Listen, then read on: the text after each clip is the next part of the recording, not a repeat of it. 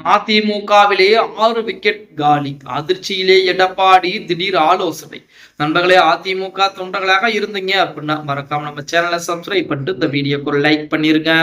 இந்திய அண்ணா திராவிட முன்னேற்ற கழகத்தின் மூலமாக 2026 சட்டமன்ற தேர்தலிலே இரட்டை இலை சின்னத்தின் மூலமாக வெற்றி பெற்று ஒரு 6 சட்டமன்ற உறுப்பினர்கள் ராஜினாமா செஞ்சாங்க. முதல் கட்டமாக 4 நபர்கள் ராஜினாமா பண்ணாங்க. அடுத்து விஜயபாஸ்கர், நேற்று எம்.ஆர். விஜயபாஸ்கர், இப்படி 6 நபர்கள் ராஜினாமா செய்திருக்கிறார்கள். இன்னும் சி.வி. சண்முகத்தின் நிலைப்பாடு என்பது என்னவென்று தெரியாமல் இருக்கிறது. எஸ்.பி. வேலுமணி மீண்டும் பொறுப்பு வைத்திருக்கிறார் அப்படிங்கிற செய்திகள் தான் வெளியாகி இருக்கிறது. அனைத்திந்திய அண்ணா திராவிட முன்னேற்ற கழகத்தை தோற்றுவித்தவர் புரட்சி தலைவர் பொன்மனச்செம்மல் எம்ஜிஆர் அவர்கள். அவர் தற்போது உயிரோடு கிடையாது. அதே போல அதிமுகவை கட்டி காப்பாற்றியவர் செல்வி ஜெயலலிதா அம்மையார், அவர்களும் உயிரோடு கிடையாது. இந்த இருவருடைய ஆன்மா உண்மையிலே இருக்கிறது என்றால் அதிமுகவிலிருந்து ராஜினாமா செய்துவிட்டு போன அந்த நபர்கள் மீண்டும் இடைத்தேர்தலையோ அடுத்து வரக்கூடிய தேர்தல்களிலேயோ போட்டியிட்டால் அவர்கள் கண்டிப்பாக தோல்வியை தழுவ வேண்டும். அப்படி தோல்வியை தழுவினால் மட்டும்தான் இந்த ஆன்மா என்பது உண்மையாக இருக்கிறது, அதிமுகவின் மீது அவருடைய ஆன்மா பார்வை என்பது இருக்கிறது அப்படின்னே கூட சொல்லும். அத்தலைமையின் மீது நம்பிக்கை இல்லை, எனக்கு மாவட்ட செயலாளர் பதவிகள் கிடைக்கவில்லை, மீண்டும் எனக்கு கொடுக்கவில்லை அப்படிங்கிற நிலைமை என்பதுதான் தற்போதைய கருத்துக்களில் ஒன்றாக இருக்கிறது. இசக்கி சுப்பையா நீதிமன்றத்திலே என்னுடைய முழு விருப்பத்தின் பேரில் தான் ராஜினாமா செய்தேன் என கூறியிருக்கிறார். நமது எம்.ஆர். விஜயபாஸ்கர் அவர்களை பொறுத்த வரைக்கும் எடுத்துக்கிட்டீங்க அப்படின்னா எனக்கு மீண்டும் அந்த மாவட்ட செயலாளர் பொறுப்பை கொடுக்க எடப்பாடி பழனிசாமி மறுப்பு தெரிவித்து விட்டார். அதன் காரணமாக ராஜினாமா செய்து விட்டேன் என சொல்லி இருக்கிறார். அதாவது பதவிகள் இருந்தால் மட்டும்தான் அதிமுகவிலே முக்கியமானவர்கள் இருப்பார்களாம். அப்ப பதவிகளே இல்லாமல் இருக்கக்கூடிய அதிமுக தொண்டன் ஏன் இன்று வரைக்கும் அதிமுகவிலே இருக்க வேண்டும்? அவர் வேற ஒரு கட்சிக்கு போகலாமே, அதை போகாமல் ஏன் அதிமுக தொண்டர் நாங்களா உண்மையான அதிமுக தொண்டர் என கையிலே இரட்டை இலை சின்னத்தை பச்சை குத்தி கொண்டு இன்று வரைக்கும் வாழ்ந்து கொண்டிருக்கிறானே, அவனுக்கு என்ன பதில் சொல்ல வேண்டும்? நீங்கள் தனிப்பட்ட முறையிலே வெற்றி வகை சூட கிடையாது. நீங்கள் பணத்தை கொடுத்து வெற்றி பெற்றிருந்தாலும் அந்த இடத்திலே வாக்களித்த மக்கள், அந்த தொகுதி மக்களின் மூலமாகத்தான் நீங்கள் வெற்றி வகை சூடி இருக்கிறீர்கள். உங்களுடைய சுய லாபத்திற்காக இதே அதிமுக 2026 சட்டமன்ற தேர்தலிலே ஜெயித்திருந்தால் நீங்கள் பதவிகளை ராஜினாமா செய்திருப்பீர்களா? உங்களுக்கு அமைச்சர் பொறுப்பு கிடைத்திருக்குமே, அந்த நேரத்திலும் தலைமையின் மீது விருப்பம் இல்லை, தலைமையின் மீது எங்களுக்கு வெறுப்பு இருக்கிறது என சொல்லி நீங்கள் அந்த பதவியை ராஜினாமா செய்துவிட்டு மற்றொரு இயக்கத்தில் இணைவதும் அல்லது மற்றொரு இயக்கத்தில் இணையாமல் தன்னுடைய பதவிகளை ராஜினாமா செய்திருப்பீர்கள் அப்படின்னு பார்த்தா கிடையவே கிடையாது. அதிமுக வெற்றி பெற்றிருந்தால் இந்த 6 நபர்களும் அதிமுகவிலிருந்து இன்னும் 5 ஆண்டுகளுக்கு எங்கேயும் போயிருக்க மாட்டார்கள். ஆனால் அந்த 5 ஆண்டுகளுக்கு எங்கேயும் போகாமல் இருப்பது அடுத்த கட்ட பிரச்சனையை தற்போது அதிமுக தோல்வியை தழுவி இருக்கிறது. அதன் காரணமாக தன்னுடைய பதவிகளை ராஜினாமா செய்துவிட்டு மற்றொரு இயக்கத்திற்கு போயிருக்கிறார்கள். அந்த மற்றொரு இயக்கத்திற்கு போகக்கூடிய அந்த சூழலிலும் அங்கே அமைச்சர் பொறுப்பு கிடைக்கும் என்ற நம்பிக்கையுடன் தான் அங்கே போகிறார்கள் அப்படிங்கிற தகவல் கூட இணையதளங்களிலே தற்சமயம் உலா வந்து கொண்டிருக்கிறது அப்படின்னே கூட சொல்லலாம். அதாவது அதிமுக என்பது மிகப்பெரிய ஒரு கடல் போன்ற ஒரு இயக்கம். அந்த இயக்கத்தை எமது புரட்சி தலைவர் பொன்மனச்செம்மல் எம்ஜிஆர் உருவாக்கி இருக்கிறார்.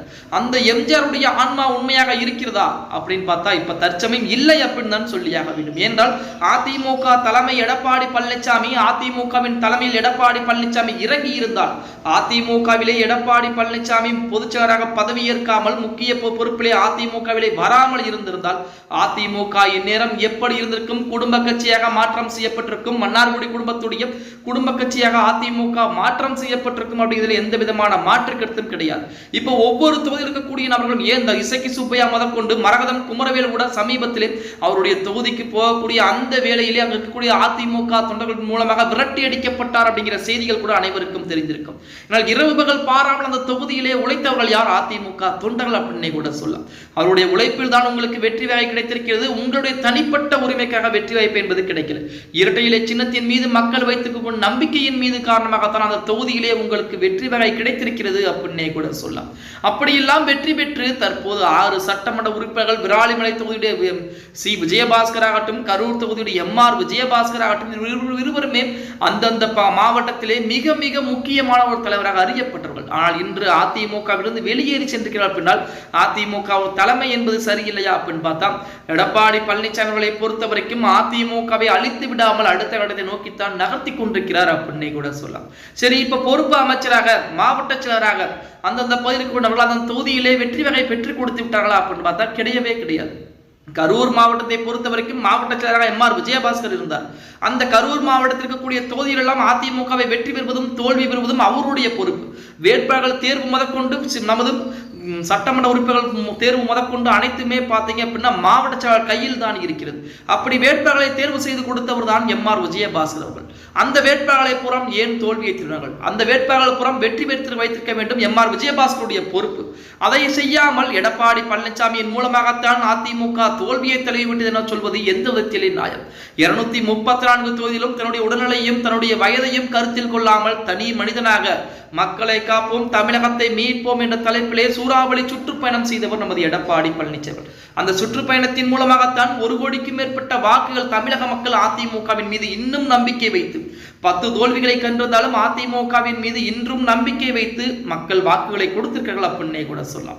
எது எப்படி இருந்தாலும் இன்னும் 5 ஆண்டுகள் அதிமுக தோல்வியை தழுவிவிட்டது. உங்களுக்கு சட்டமன்ற உறுப்பினர் பொறுப்பு என்பது இருக்கிறது. அடுத்த 5 ஆண்டுகள் நீங்கள் கண்டிப்பாக அதிமுகவிலே தொடர்ந்திருக்க வேண்டும். அடுத்த 5 ஆண்டுகள் நீங்கள் கட்சி மாறி செல்வதோ அடுத்து வேறு இடத்தில் செல்வதோ அடுத்த கட்ட பிரச்சனை. இப்ப பதவியில் இல்லாத நபர் போனார் என்றால் எந்த ஒரு பிரச்சனையும் கிடையாது, அவருக்கு பதவிகள் கிடையாது. அதிமுகவிலே அவர் அடிப்படை உறுப்பினர் தொடர்ந்து விலகி கொண்டு அவர் போய்விட்டார். ஆனால் தற்சமயம் நீங்கள் பதவியிலிருந்து விலகி இருப்பதால் அந்த தொகுதி காலியான தொகுதியாக அறிவிக்கப்பட்டு விட்டது. அந்த தொகுதியிலே மீண்டும் அதிமுக வெற்றி வகை சூடியே ஆக வேண்டும். ஒருவேளை அதிமுக தோல்வியை தழுவி விட்டால் அதிமுக நிலைமை என்பது இன்னும் அதல பாதாளத்தில் தான் போகும் அப்படிங்கிற எந்த விதமான மாற்று கருத்தும் கிடையாது. இப்ப மொத்தமாக ஒரு 7 சட்டமன்ற தொகுதிகள் என்பது காலியாக அறிவிக்கப்பட்டிருக்கிறது. அதிமுக இருந்த 6 சட்டமன்ற உறுப்பினர்கள் விஜய் கிழக்கு தொகுதியை திருச்சி கிழக்கு தொகுதி ராஜினாமா செய்திருக்கிறார். மொத்தமாக தமிழகத்தில் மற்றும் 7 தொகுதிகளுக்கு இடைத்தேர்தல் என்பது வரப்போகிறது அப்படின்னே கூட சொல்லலாம். இன்னும் சி.வி. சண்முகத்தின் நிலைப்பாடு என்பது என்னவென்று தெரியாமலே இருந்து கொண்டிருக்கிறது. இப்படிப்பட்ட ஒரு சூழலில் எஸ்.பி. வேலுமணியும் தற்சமயம் பார்த்தீங்க அப்படின்னா எங்களுக்கு துணை பொதுச் செயலாளர் பதவி தேவை கிடையாது, மாவட்ட செயலாளர் பதவிதான் வேண்டும் என போர்க்குழு விடுத்து இருக்கிறாராம். இப்படி இருக்கக்கூடிய நபர்கள் எல்லாம் மற்ற கட்சிக்கு சென்று விட்டால் அதிமுக என்பது எப்படி இருக்கும்? அதிமுகவின் மூலமாக ஆரம்ப கட்டத்தில் நீங்கள் அதிமுக இணையக்கூடிய ஒரு சூழல் எப்படி இருந்தீர்கள்? இப்போ எப்படி வசதி படைத்து பணம் படைத்து தொழில்கள் ஏகப்பட்ட தொழில்களை வைத்து எவ்வளவு பணம் சம்பாதித்திருக்கிறீர்கள் என்பது பூரம் அதிமுகவின் மூலமாக வந்தது. நான் சொல்லவில்லை, ஆர்.பி. உதயகுமார் அவர்கள் சொல்லி இருக்கிறார். சி. விஜயபாஸ்கர் ராஜினாமா செய்யக்கூடிய அந்த வேளையிலுமே நீங்கள் எப்படி அதிமுகவில் இணைந்தீர்களோ அதே போல அதிமுக வெளியேறக்கூடிய சமயத்தில் நீங்கள் அதிமுகவின் மூலமாக சம்பாதித்த அனைத்து சொத்து பத்துக்களையும் அதிமுகவிற்கு எழுதி வைத்து விட்டு நீங்கள் ராஜினாமா செய்துவிட்டு போக முடியுமா அப்படிங்கிற ஒரு குற்றச்சாட்டையும் முன்வைத்திருந்தார்.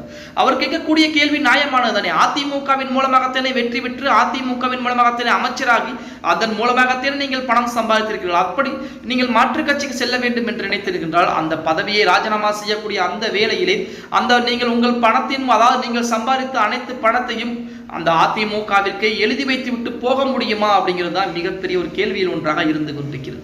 எது எப்படி இருந்தாலும் இன்னும் 7 தொகுதியில் என்பது வரப்போகிறது. 7 தொகுதியிலும் அதிமுக மீண்டும் வெற்றி வகை பெற்றியாக வேண்டும். அதே போல மக்கள் மீண்டும் இவர்களுக்கு வாக்களிப்பார்களா? இடைத்தேர்தலில் கண்டிப்பாக தமிழக வெற்றி கழகத்தின் மூலமாக வாய்ப்பு என்பது கொடுக்கப்படும். அந்த முதலில் ராஜினாமா செய்த அந்த 4 நபர்களுக்கு வாய்ப்புகள் இருக்கிறதோ இல்லையோ, விஜயபாஸ்கருக்கும் எம்.ஆர். விஜயபாஸ்கருக்கும் இணைந்தால் தமிழக வெற்றி கழகத்தில் இணைந்து விட்டால் கண்டிப்பாக வாய்ப்புகள் என்பது கொடுக்கப்படும். அப்படி வாய்ப்புகள் கொடுத்தால் அந்த தொகுதி மக்கள் மீண்டும் இவர்களை தேர்வு செய்வார்களா அப்படிங்கிறதை பொறுத்து தான் பார்க்க வேண்டும். ஓகே கைஸ், வீடியோ பிடிச்சிருந்தா மறக்காம லைக் பண்ணிருங்க. அப்படி இந்த வீடியோ பற்றின கருத்துக்களை கீழே மறக்காம கமெண்ட் பாக்ஸ்ல பதிவுங்க. ஒவ்வொரு அதிமுக தொண்டரும் அந்தந்த தொகுதியில் இருக்கக்கூடிய அதிமுக தொண்டருடைய ஆதங்களைத்தான் நான் வீடியோவாக பேசிக் கொண்டிருக்கிறேன். இப்ப என்னுடைய தொகுதியில் இருக்கக்கூடிய எம்.ஆர். விஜயபாஸ்கர் ராஜினாமா செய்திருக்கிறார் என்றால் அந்த ஆதங்களைத்தான் ஒவ்வொரு நபருமே பேசிக் கொண்டிருக்கிறார்கள். பொறுத்து பார்க்கலாம். ஓகே கைஸ், வீடியோ பிடிச்சிருந்தா லைக் அண்ட் சப்ஸ்கிரைப் பண்ணுங்க.